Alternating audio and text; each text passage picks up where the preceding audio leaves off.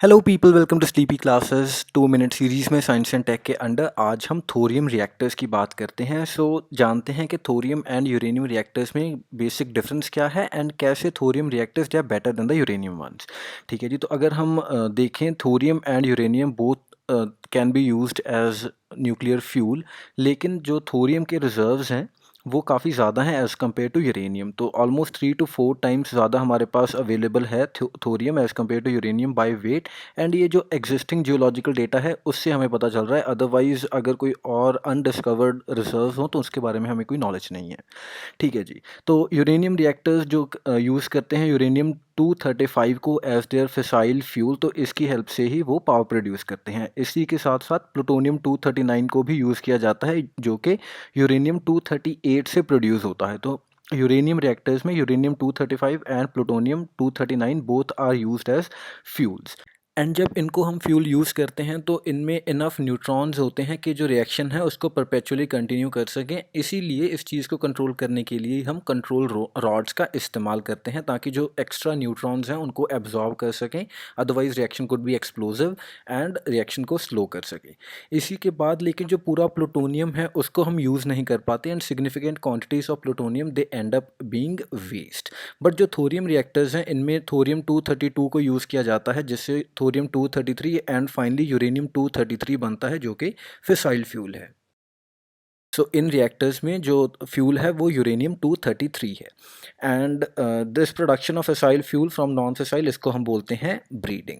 ठीक है जी। तो जो थोरियम रिएक्टर्स हैं वो भी एक टाइप ऑफ ब्रीडर रिएक्टर्स ही हैं with the same risk of instability that are found in the uranium based breeder reactors. तो इस लेवल तक तो जो अगर हम बात करें रिस्क है वो सेम है ब्रीडर्स रिएक्टर्स तक, लेकिन इसके बाद कुछ सब्सटैंशियल डिफरेंसेस आते हैं, वो हम जानेंगे आगे। तो जो हमारा फिशन है यूरेनियम 233 का, that does not release enough neutrons.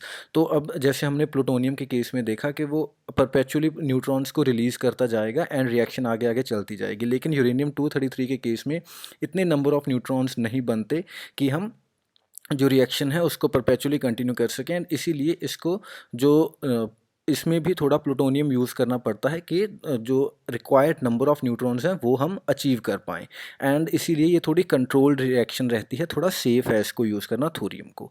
And moreover जो प्रोपोनेंट्स हैं थोरियम के, उनका ये भी कहना है कि इसको हम डायरेक्टली नहीं यूज़ कर सकते टू प्रोड्यूस जो न्यूक्लियर वेपन्स। ठीक है जी। एंड प्रेजेंटली जो हमारे पास प्लान्स हैं of the various thorium reactors, अभी तक प्लान ही हैं, क्योंकि अभी तक कोई भी country it hasn't achieve that stage या दैट लेवल ऑफ मास्टरी कि वो थोरियम रिएक्टर्स बना पाएँ। तो फिर जो फ़िलहाल हमारे पास जो थ्योरेटिकल रिएक्टर है उसमें जो फ्यूल होगा वो लिक्विड फ्यूल यूज़ किया जाएगा। एंड इसके फ़ायदे बहुत हैं लिक्विड फ्यूल के। पहली बात तो unlike the solid fuel rods जो कि हम यूरेनियम रिएक्टर्स में यूज़ करते हैं, उनमें क्या प्रॉब्लम आती है कि जो न्यूट्रॉन्स की कंसंट्रेशन है एंड देयर डिफरेंट आइसोटोप्स वो वेरी करती रहती है from one point two another. But जो लिक्विड फ्यूल है वो इजीली सर्कुलेट एंड मिक्स हो सकता है। एंड दूसरी चीज़ कि जो फ्यूल पॉइजनिंग एरियाज़ हैं रिएक्टर में, जहाँ यूनिट में फ्यूल पॉइजनिंग बेसिकली क्या है, न्यूट्रॉन एब्जॉर्बिंग हो रही है जहाँ पर, तो जो लिक्विड फ्यूल है वो भी वहाँ पर भी कंटिन्यूसली जा सकता है। एंड इसीलिए जो हमारी रिएक्शन होगी वो एक स्टेबल तरीके से कंटिन्यूसली चलती रहेगी, अनलाइक द सॉलिड रिएक्टर्स। ठीक है, या सॉलिड फ्यूल रिएक्टर्स। ठीक है जी। इसके बाद हम देखते हैं जो नेचर है थोरियम रिएक्शन का, specially as a liquid fuel, वो रेजिस्टेंट है to melt down and therefore ये भी सेफ़ है हमारे पास कि ये भी हो सकता है कि जब हम यूरेनियम को या प्लूटोनियम को फ्यूल यूज़ करते हैं तो इतनी ज़्यादा हीट जनरेट हो सकती है कि जो हमारे रिएक्टर हैं वो ही मेल्ट डाउन हो जाएं। तो अब क्योंकि जो हमारा थोरियम है वो कंपैरेटिवली सेफ़र है लिक्विड फ्यूल के साथ, जब हम यूज़ करते हैं उसको तो मेल्ट डाउन के भी रेजिस्टेंट है एंड इसलिए ज़्यादा सेफ़ है as compare to our uranium. And जो प्रोपोनेंट्स हैं थोरियम रिएक्टर्स के, अगेन दे आर्ग्यू कि क्योंकि जो हमारा थोरियम रिएक्टर है वो सब क्रिटिकली, यानी उसमें इतने ज़्यादा न्यूट्रॉन्स नहीं प्रोड्यूस होते to continue the reactions perpetually, इसलिए इसको रोकना या कंट्रोल करना is comparatively easier. And in fact जो हमारे पावर फेलियर के केसेस आते हैं तो उनमें भी ये स्टॉप करना कंपैरेटिवली ईजी है। एंड अगला जो हमारे पास पॉइंट है that the uniform isotope concentrations found in the liquid fuel make it more predictable. तो ये जैसे हमने पीछे भी एक पॉइंट देखा था कि जो रॉड्स होती हैं उनमें कंसंट्रेशन वेरी करना स्टार्ट हो जाती है at various points in the rod, लेकिन क्योंकि ये लिक्विड फ्यूल है तो इक्विटेबल डिस्ट्रीब्यूशन होगी। बट अब इंडिया के केस में जो हम रिएक्टर्स बना रहे हैं, thorium reactors that India is working on, उसमें हम प्लूटोनियम का कोर यूज़ कर रहे हैं। तो उसमें अगेन अब प्लूटोनियम यूज़ हो रहा है and that too in the fast breeder reactor. तो इनको शट डाउन करना थोड़ा डिफिकल्ट है, तो ये एक आउटलियर है as compare to the ones that the western world is working upon. And इसीलिए इनको उतना ही डेंजरस माना जा रहा है इंडिया वालों को जितना कि जो हमारे यूरेनियम के रिएक्टर्स हो सकते हैं।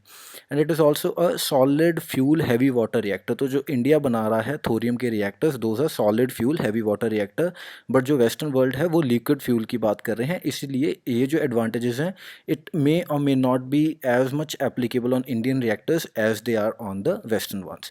And since thorium chain reactors उनमें प्लूटोनियम प्रोड्यूस नहीं होता, तो जो प्रोपोनेंट्स हैं थोरियम रिएक्टर्स के, specially the liquid fuel reactors, उनका कहना है कि आप इनको यूज़ नहीं कर सकते to make the nuclear weapons. But again जो अगेंस्ट आर्गूमेंट दे रहे हैं लोग, उनका कहना है कि जो इंटरमीडिएट स्टेज आती है प्रोटेक्टियम 233 की, उससे अगेन डाइवर्ट करके आप बना सकते हैं। Again those are debatable issues. तो जो बेसिक आपको एडवांटेजेस बताने का मेरा आइडिया था इस वीडियो से, आई होप आपको वो चीज़ें क्लियर हो गई होंगी। So that is all, thank you for watching, bye bye.